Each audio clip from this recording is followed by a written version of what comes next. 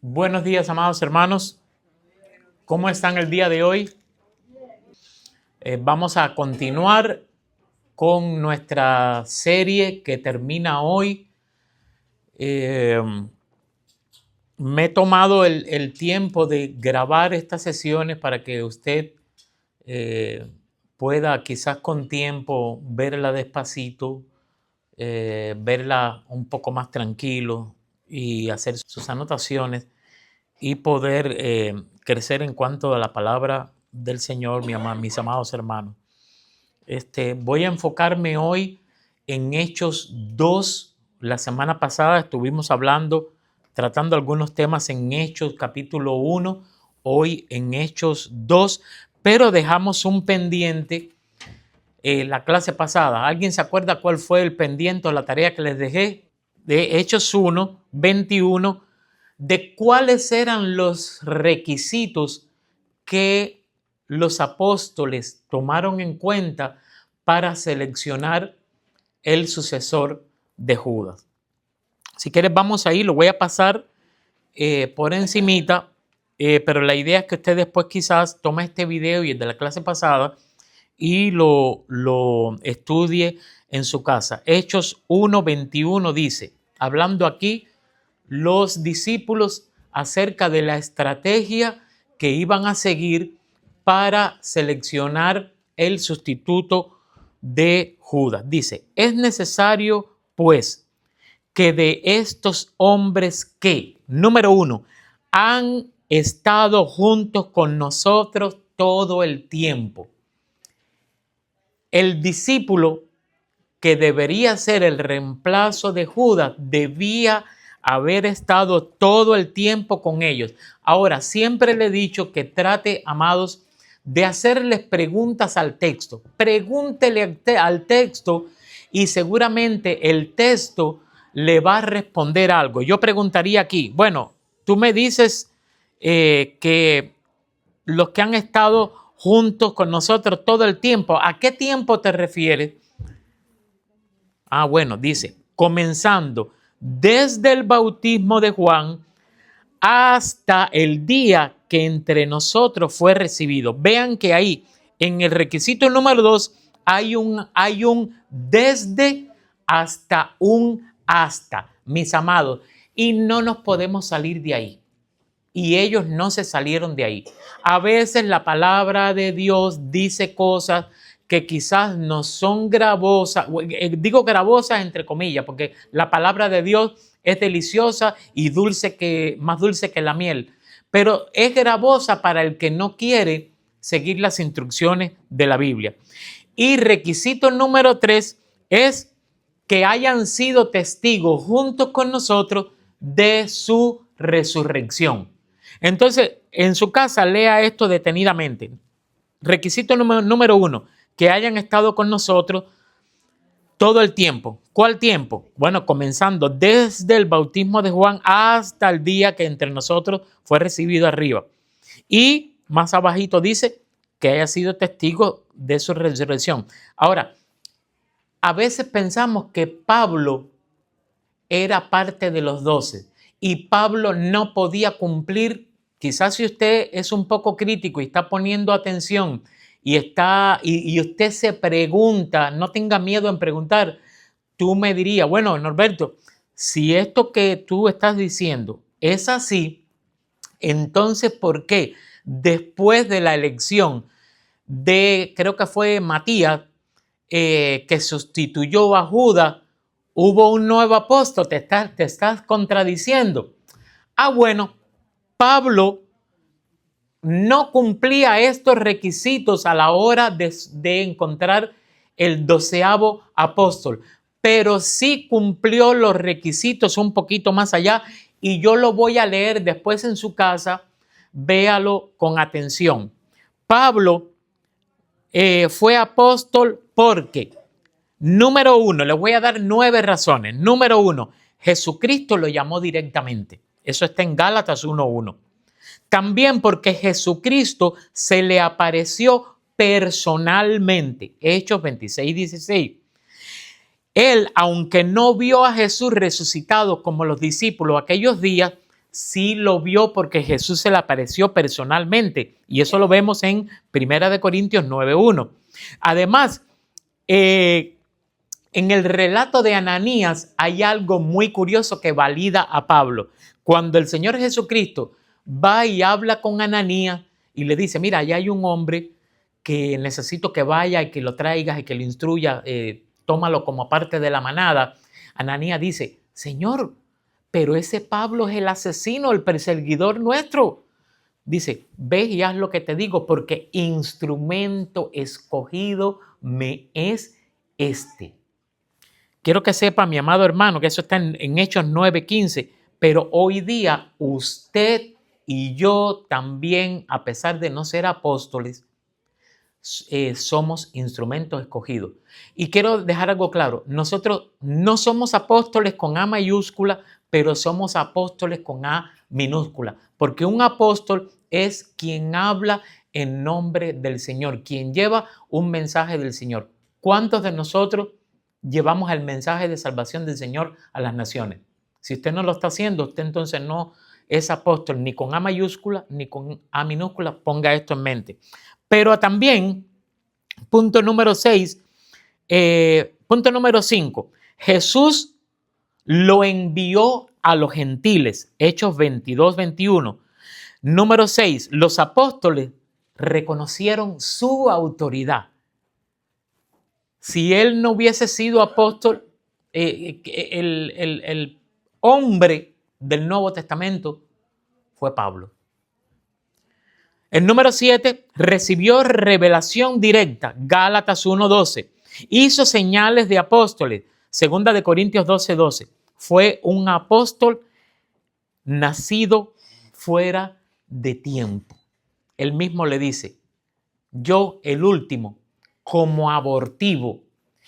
Y nosotros la palabra abortivo la entendemos bien hoy por el caso de los abortos, pero en aquella época no había aborto. La palabra aborto se ha aclimatizado a ese hecho en la cual algunas mujeres tratan de antes de tiempo sacar cuando no está maduro todavía el bebé. Y en este sentido es que Pablo dice, no, yo estoy fuera de tiempo. Yo soy un apóstol, no de aquello, yo lo reconozco, pero yo soy el último. Entonces, tenemos que entender algo, y esto no es para que pelee con nadie. El último profeta fue Juan el Bautista y el último apóstol Jesucristo. No hay más. No voy a discutir, y es mi posición.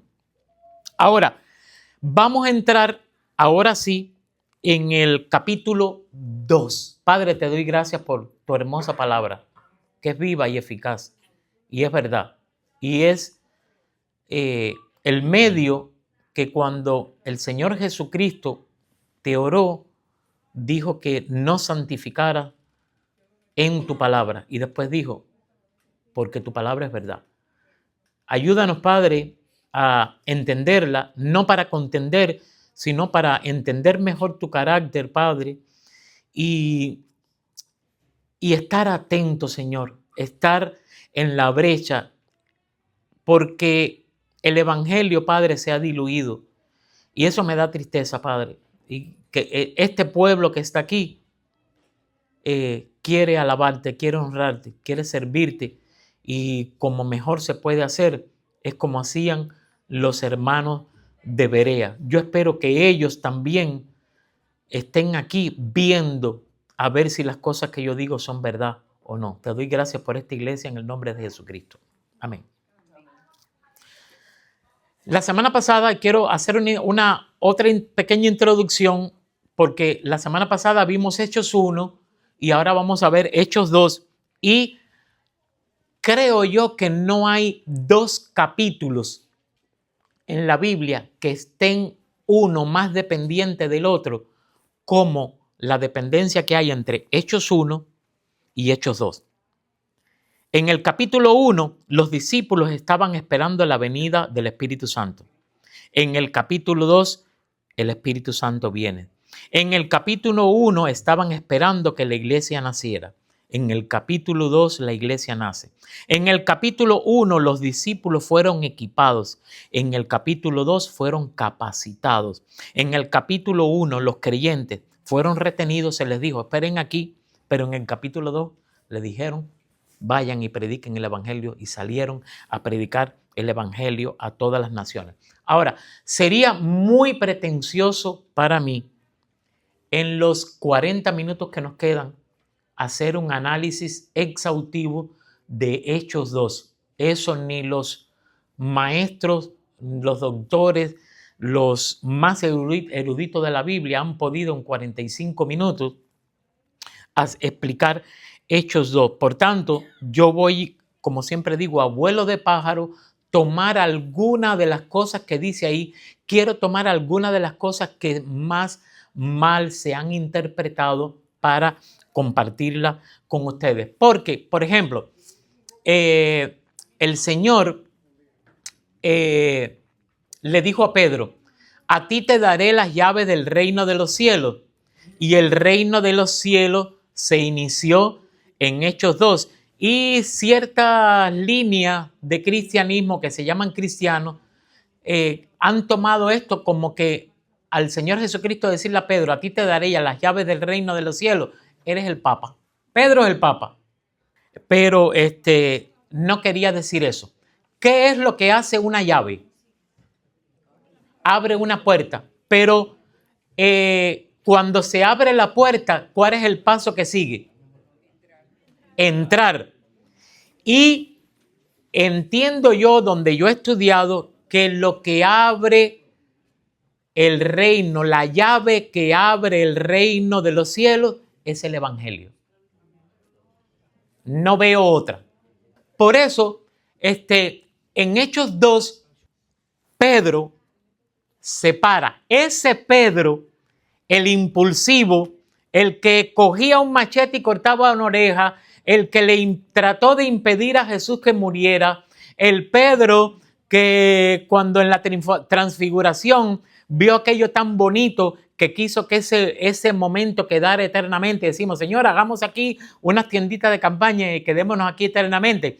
Ese Pedro que ya ahora con el Espíritu Santo se para y por primera vez dice algo que conmueve a su público. Varones israelitas. Y de ahí en adelante da el mensaje, y ustedes saben que el mensaje que dio fue tan poderoso que los que estaban oyendo dicen, se compungieron de corazón. Eso quiere decir, ¿qué quiere decir eso, profesor? Que se compungieron de corazón. Mire que yo le doy la palabra a usted. No, dígale a su audiencia qué quiere decir compungido de corazón. Les dolió el corazón. Esto no era porque tenían el colesterol alto, ni porque les dio un infarto, sino porque les dolió. A través del evangelio, fíjense todas las cosas que pasaron en los evangelios, no pudieron ver a ese Jesús que lo estaban maltratando, matando, sangrando, ofendiendo. Pero sin embargo, a través del evangelio, ellos vieron que Jesús era Jesús. Y por eso nosotros tenemos que predicar el evangelio. Ellos se entristecieron y la primera pregunta que hicieron, a mí me encanta, porque el resultado del evangelio no es pasa al frente, camina por el medio pasillo, ven acá, haz la oración de fe, repite esta oración detrás de mí.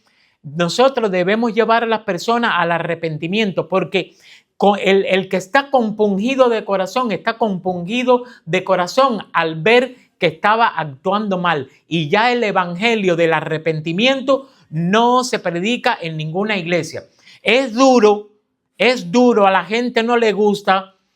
A los pastores, yo no estoy hablando de acá, pero a los pastores no les gusta poner una carga tan dura, un target al centro del corazón porque se le va a la gente, pero no, esto no debe estar en nuestro corazón, porque el mismo Jesucristo, cuando le habló duro a sus discípulos, ¿qué les dijo? Si ustedes también quieren, váyanse de aquí, no me importa. Y si el Señor Jesucristo no le importaba la audiencia, a nosotros tampoco nos debe importar la audiencia por tal de compartir el evangelio. Allí se abrió, se inició la parte del reino de los cielos que está aquí en la tierra, que es su iglesia, pero yo quiero más bien ir tocando temas que pueden ser de confusión y Y quiero referirme al tema de hablar en lengua, porque yo creo, amados, sin hacer un cálculo negativo, en la mayoría de las iglesias, más del 80% de las iglesias hoy, cree que si tú aceptaste al Señor Jesucristo y recibiste el Espíritu Santo y no hablas lengua, usted todavía no se ha convertido.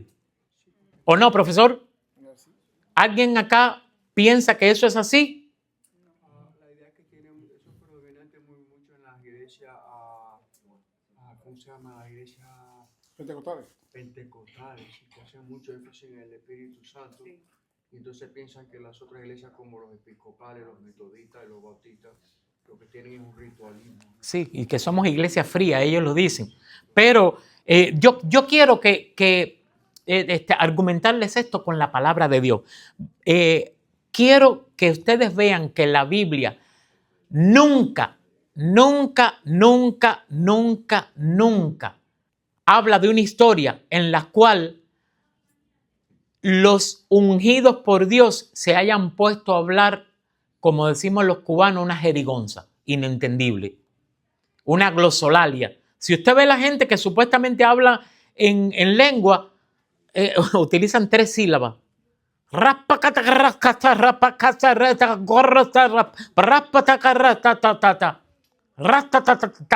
la frase favorita. Parece que esa sílaba compuesta de una T y una A tiene mucho significado. Pero yo nunca he visto una iglesia que habla en lengua. Quiero decir algo, yo no estoy diciendo que hoy día no haya alguien que tenga la capacidad de hablar en lengua, porque yo no soy quien para limitar al Señor. Yo lo que quiero decir, aquí en Hechos 2, que es lo que me toca hoy, que la alusión que hay aquí a lengua no se refiere a glosolalia y no se refiere a jerigonza. No. Vamos a ver algunos versículos para que ustedes vean que muchas veces dice lengua y después dice idioma. Vamos a, Mauricio, perdón. Inclusive ese tema siempre es como de discusión porque realmente las lenguas, hay ciertas iglesias que la tocan como se dice, que son lenguas que pues nadie puede traducir.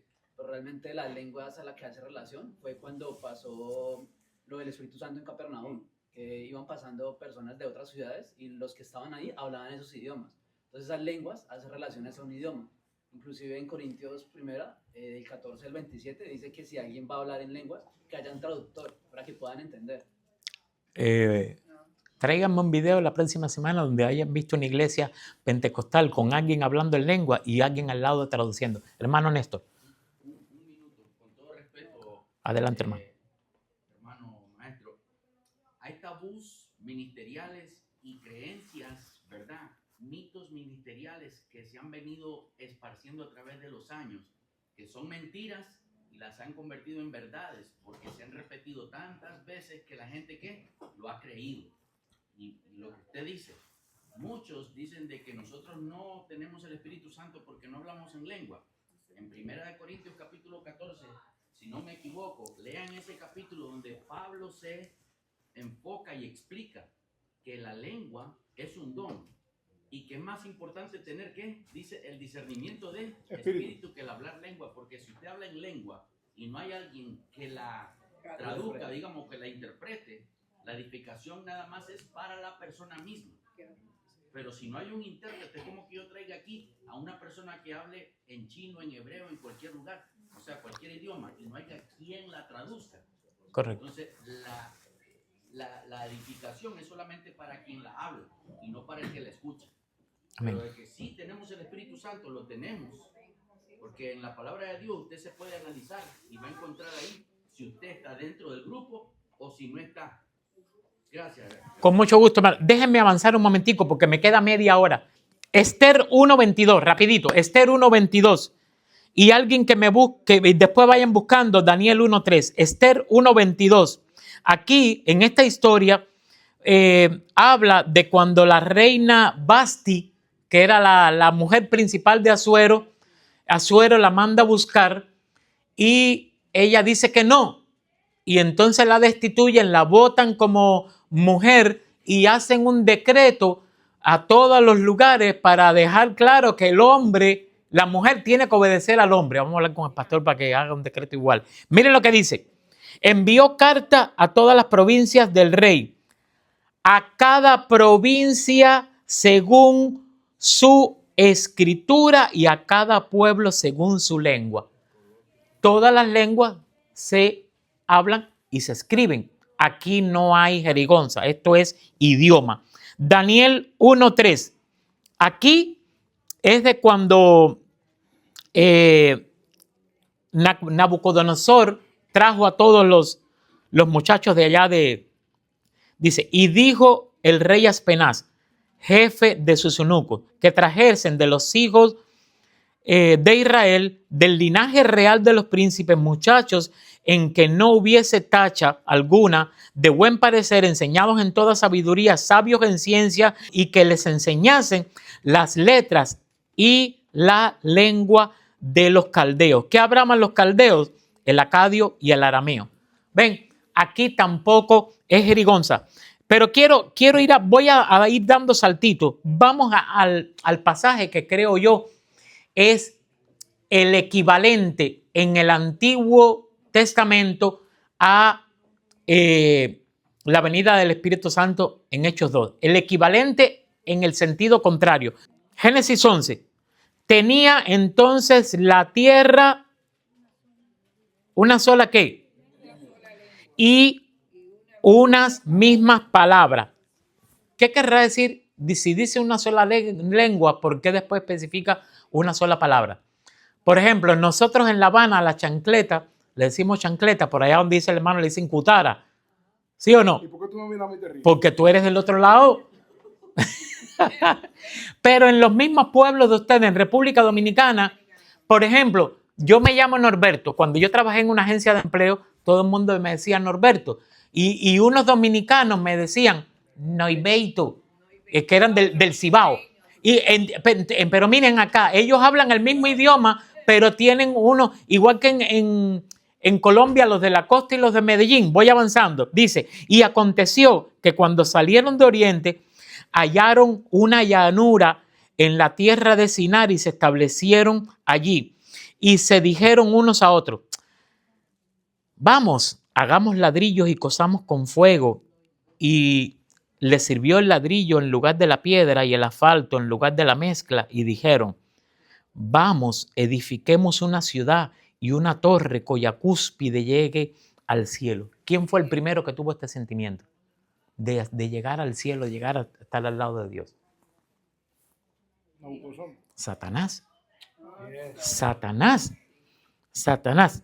Y dijeron, vamos, edifiquemos una ciudad y una torre cuya cúspide llega al cielo y hagámonos un nombre por si fuésemos esparcidos sobre la tierra. Miren cómo ellos, venga manita, miren cómo ellos sabían que estaban haciéndolo mal. Dice, por si acaso nos van a esparcir, vamos a ir haciendo una torre. Vamos al versículo 6 de una vez. Y dijo Jehová, he aquí el pueblo es uno. Esto no era uno en unión, sino que estaban con la misma idea fija de hacer eso. Y todos estos tienen un solo ¿qué? Sentir. Lenguaje.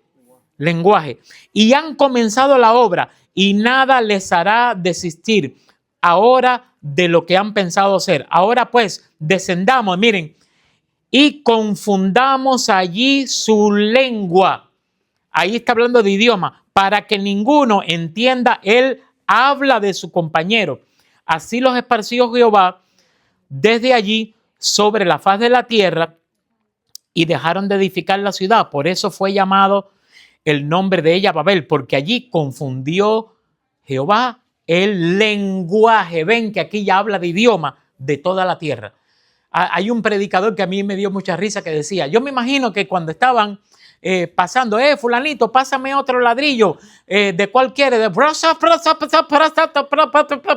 pronto ya no sabían qué iban a hacer porque no se entendía entre ellos. Eso fue lo que hizo Jehová. Ahora, vamos, teniendo en cuenta todo esto, vamos a Hechos 2. Vamos a Hechos 2. Ustedes conocen ya Hechos 2, hermanos, dice, Hechos 2 desde el 1. Cuando llegó el día de Pentecostés, estaban todos unánimes juntos. Después les voy a hacer un cuadro comparativo entre todo lo que pasó en Babel y todo lo que pasó en Hechos 2 para que vea que fue lo mismo en el sentido del hacer, pero diametralmente en el sentido de obedecer. Cuando llegó el día de Pentecostés, estaban todos unánimes juntos y de repente vino del cielo un trueno como... tenemos que entender una cosa, cuando la Biblia dice cómo, no está diciendo que exactamente era así. Eso es un símil, que es una comparación. Si usted va, bueno, no hay niños acá. Si usted va al libro de Salomón a su novia, el Cantar de los Cantares, describiendo a su novia, decía que sus pechos eran como ciervos galopantes, algo así. ¿Y qué está queriendo decir? ¿Que sus pechos eran galopantes? No, era nada más una comparación. Otras veces también dice sus labios como el carmín. Eran como rojo, como una rosa, es una comparación. El Señor dice, si tus pecados fueren rojos como la serán a ser como, son comparaciones, no quiere decir que los pecados de nosotros son de color rojo. ¿Ok? Entonces aquí dice que, y de repente vino del cielo un estruendo como un viento recio que soplaba, el cual llenó toda la casa donde estaban sentados, y se le aparecieron lenguas repartidas como de fuego, asentadas sobre cada uno de ellos, y fueron todos llenos del Espíritu Santo y comenzaron a hablar en otras lenguas según el Espíritu le daba que hablasen. Ahora miren por qué fue necesario. Casi siempre cuando hablamos de Pentecostés nos quedamos solo en Hechos 2, pero usted sabe que hubo otros mini Pentecostés. Esto fue en Hechos 2. El Espíritu volvió a bajar en Hechos 8, después en Hechos 10. Y solo en Hechos 2 fue que el Espíritu fue recibido con lengua. ¿Por qué? Miren por qué. Porque moraban entonces en Jerusalén varones judíos piadosos de todas las naciones. Y después describe las naciones, que son como 13 o 14 o 15 naciones. ¿Qué fue lo que hizo el Señor? Una traducción simultánea. Quiero que ustedes, cuando hablen de la lengua, usted sepa y lea que todos los eventos de lenguas estuvieron más enfocados a oír que a hablar, porque los que hablaban eran pocos. Unos dicen que solo el don de lengua quien los recibieron fueron los 12, otros que los 120. Yo no voy a entrarme en ese debate, pero el don de lengua fue una herramienta que el Señor utilizó. ¿Para qué? Para que esa gente hablaran o para que los otros escucharan y entendieran. Hasta por lógica lo podemos sacar. Era para que escucharan. ¿Por qué? Porque allí en Hechos 2 habían un montón de judíos que hablaban idiomas diferentes. Todos eran judíos. Ahora, miren este cuadro comparativo que hizo aquí. Génesis 11, Babel versus Hechos 2. Dice, en cuanto a la unidad del pueblo, en Génesis, en Babel, el pueblo era uno en propósito, pero para algo indebido, desobedecer a Dios. En Hechos 2, los discípulos también estaban hechos uno, unidos, pero en obediencia esperando. En cuanto a la dirección del esfuerzo, en Génesis intentaban subir al cielo por sus propios medios, construir una torre. En Hechos 2 esperaban que algo descendiera del cielo hacia ellos, que fue el Espíritu Santo. En cuanto al lenguaje, en Génesis 11, esto me encanta, porque en Génesis 11 Dios confundió el lenguaje para que no pudieran seguir en su plan y en maldad, pero en Hechos 2 tradujo el mensaje para que todos lo pudieran recibir. ¿Ven la diferencia? Ahora, en Génesis 11, en cuanto a la intervención divina, en Babel, Dios bajó para interrumpir un plan contrario a su propósito. En Hechos 2, Dios bajó a través del Espíritu Santo para cumplir su propósito. En Génesis 11, en cuanto al propósito del acto, el pueblo buscaba evitar dispersarse y desobedecer a Dios. En Hechos 2, los creyentes esperaban la dirección de Dios antes de compartir el mensaje a las naciones. Hechos 2, 22 y 23, vamos a ver algo acá. ¿Usted cree que Jesucristo fue un as que Dios tuvo que sacar debajo de la manga en esa época, o Jesús ya estaba en el plan de Dios antes de la creación de todo? La segunda. Ya estaba en el plan. ¿Puede argumentar un poco más su respuesta? ¿La quiere alta o bajita? Media. Ya Jesús estaba en el plan de Dios, porque la primera profecía en la Biblia está en Génesis. Cuando Dios le dice en el juicio que él le hace en el huerto de Edén a Adán y Eva, él le dice a Eva que Satanás le va a herir en el calcañar. Y eso significa que Satanás va a hacer caer a la simiente de Eva. Por eso la herida en el calcañar, de ahí viene la herida en el calcañar, de ahí viene la palabra pecus, que significa pie que cae en griego, pecus, pie que cae. Entonces, pero dijo, pero la simiente te va a herir en la cabeza. Y entonces ahí es donde viene la condenación. Y esa simiente era Cristo Jesús. Amén. Entonces, digan amén. Eso vale la pena decir amén. Ese es en el aspecto físico. En el aspecto eterno, ya Dios tenía el plan con Cristo. Cuando el mismo Cristo le dijo, ahora devuélveme la gloria que tuve junto a ti, antes de que el mundo fuese. Es decir, ya el plan de salvación estaba ejecutado en la eternidad. Lo único que hizo Dios fue abrir una ventana física para que ese plan se ejecutara en el mundo material de los hombres. Amén. Pero ya eso estaba realizado. Ok, vamos a verlo ahí. Hechos 2, 22 y 23, cuando Pablo empezó a hablar, dice, varones israelitas, oíd estas palabras.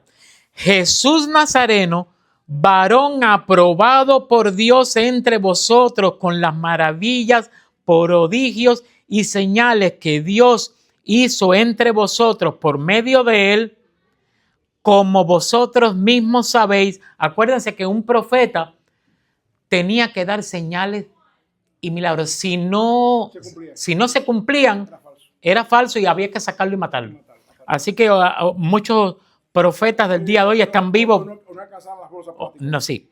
Dice, a este, y subraye su Biblia acá, a este, entregado por el determinado consejo. ¿Qué significa? Aquí voy a leer porque quiero que tomen todo lo que escribí acá. Consejo no es una sugerencia amistosa. Viene del griego boulé, que significa plan o propósito. Leo, seguramente en tu escuela cuando se reúnen los profesores, dice, vamos a hacer un consejo de profesores. Y no es que le van a dar consejo a ustedes, sino que van a trabajar en base a algo futuro, ¿verdad? Y también los ministros, dice el consejo de ministros, se reúnen para hacer algo que hay que hacer supuesto a una determinación que hay que hacer. Dice, consejo no es una sugerencia amistosa, viene del griego boulé, que significa plan o propósito antes de. Ejemplos en la tierra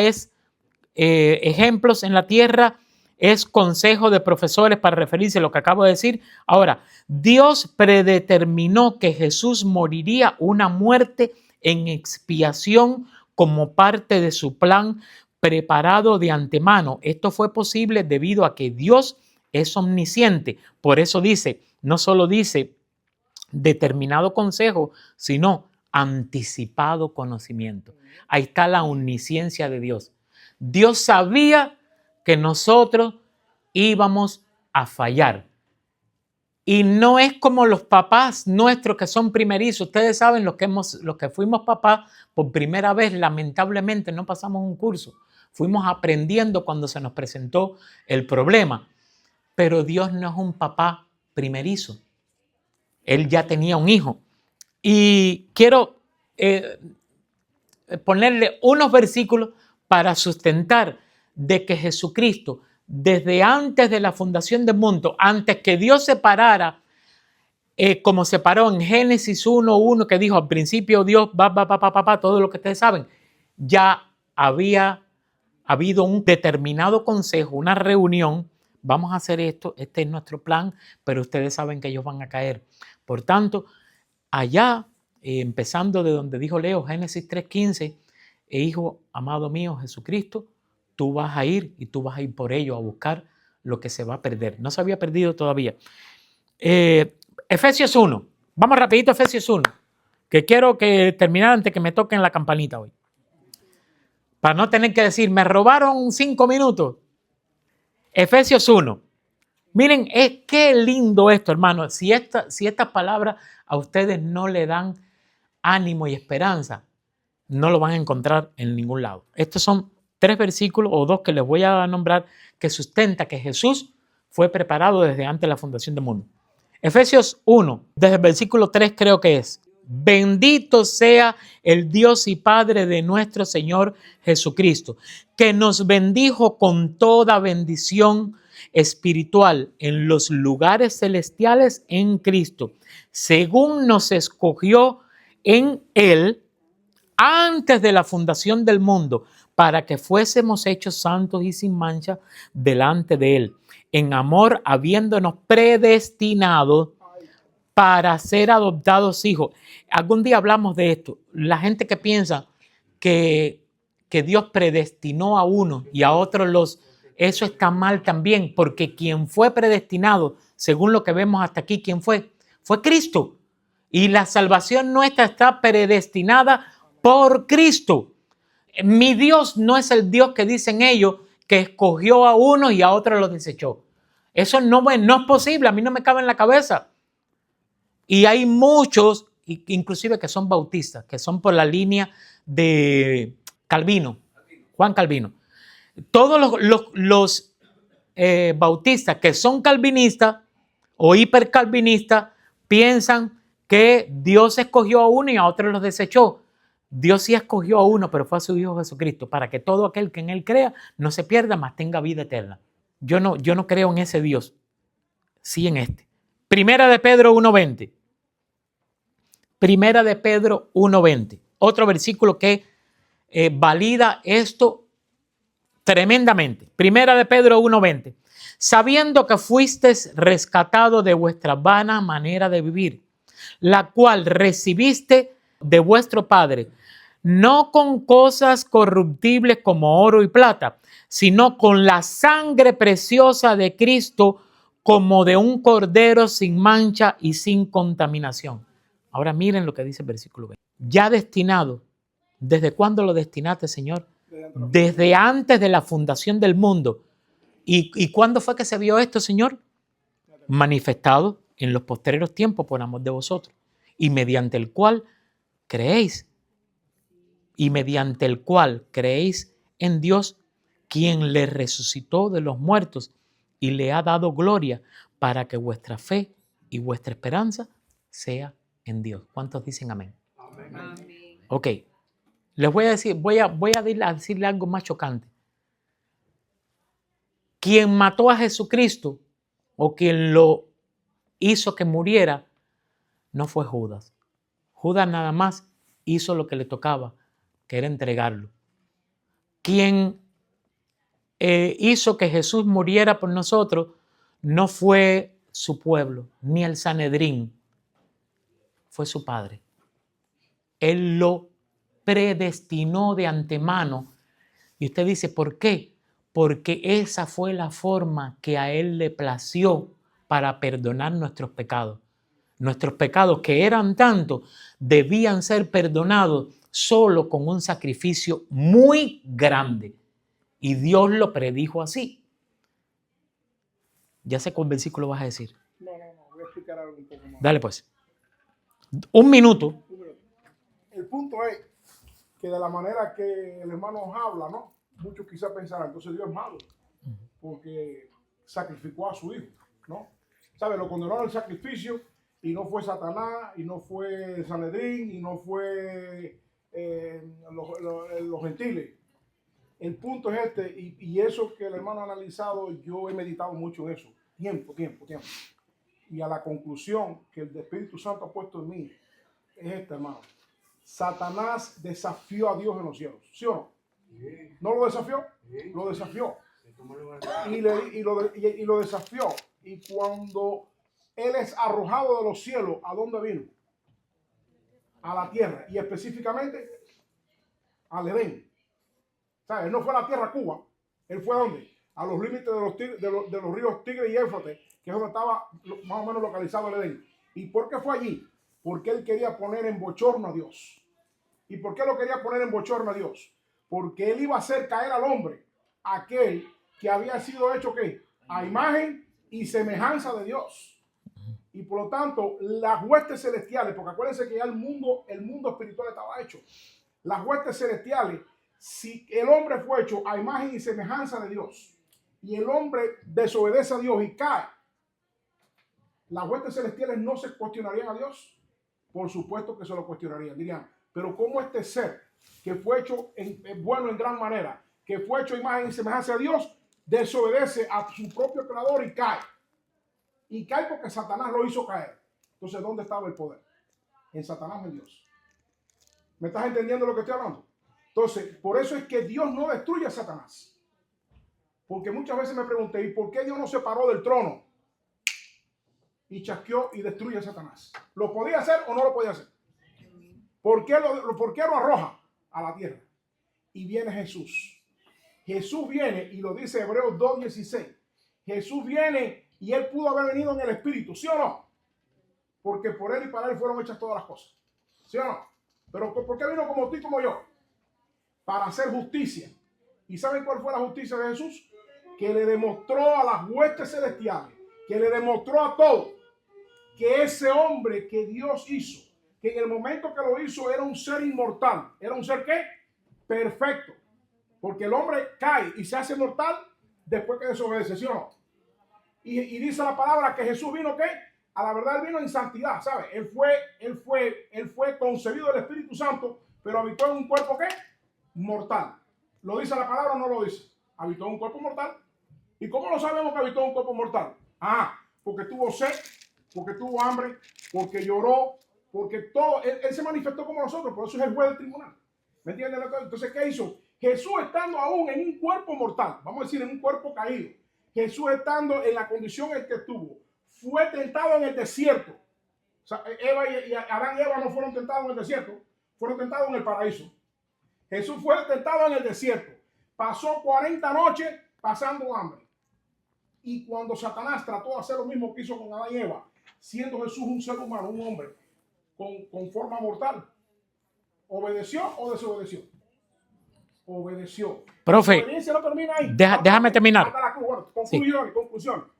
El hecho es que por eso es que Cristo es la justicia de Dios, porque Cristo le demostró a las huestes celestiales, Cristo le demostró a todo lo hecho, tanto lo espiritual como lo físico, que lo que Dios había hecho era ¿qué?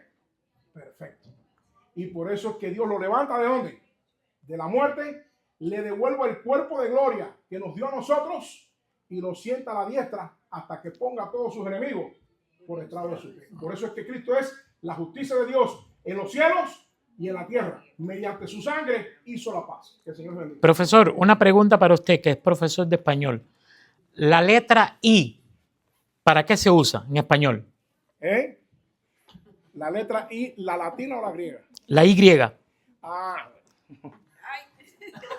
10 segundos. la letra I griega es en realidad una conjunción Copulativa. copulativa. Significa Ya, está bien, ya, gracias. Gracias. Vamos a Hechos 2, 41 y 42.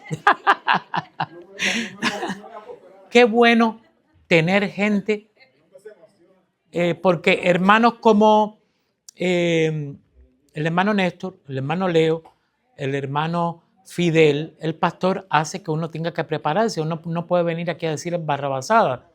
Y voy terminando con esto. Vamos a Hechos 2, 41 en adelante, para que vean lo que hacían los cristianos y ver cuánto de esto estamos haciendo nosotros. ¿Y por qué?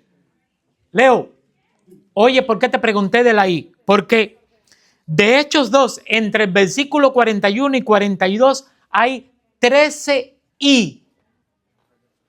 13 I.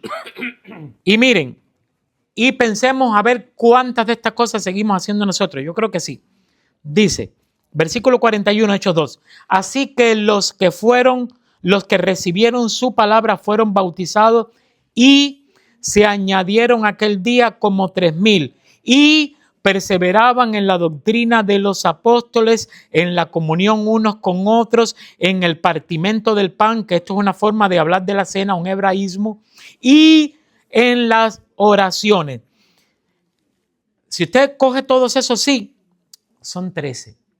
Lo cual, voy a leer la nota. La letra Y es una conjunción copulativa, es decir, una palabra que une cosas. Sirve para conectar una acción con otra, mostrando que ambas están relacionadas y suceden en secuencia. Amado, si nosotros no estamos haciendo algo de lo que falta aquí, dice, hay 4 cosas fundamentales. Dice, perseveraban en la doctrina de los apóstoles. Eso es lo que estamos haciendo ahora, estudiando la palabra de Dios. En la comunión unos con otros. Se enfermó la hermana Damarita, estamos orando, la llamamos por teléfono, el hermano Leo estuvo enfermo, lo llamamos. En el partimento del pan es el recordatorio, es un hebraísmo para hablar de la cena del Señor, y en las oraciones. Pero si usted lee más abajo, había muchas cosas más que hacían. Dice, y vendían sus propiedades. Eso fue un evento único ahí. Y sus bienes, y los repartían a todos según las necesidades. Y perseverando unánimes cada día en el templo, partían el pan en las casas. Como dice aquí ahora en las casas, yo creo que ya no es la cena, sino que hacían un compartir con comida. Comían juntos con alegría y sencillez. Algún día les traigo un estudio que se llama ¿Qué le pasó a la iglesia sencilla? Esta iglesia que hay aquí, que hacían con sencillez, ¿qué le pasó? Porque a veces estamos envueltos en rituales, en cosas y en cosas, y estamos más cumpliendo que obedeciendo lo que dice aquí. Dios los bendiga, amados hermanos.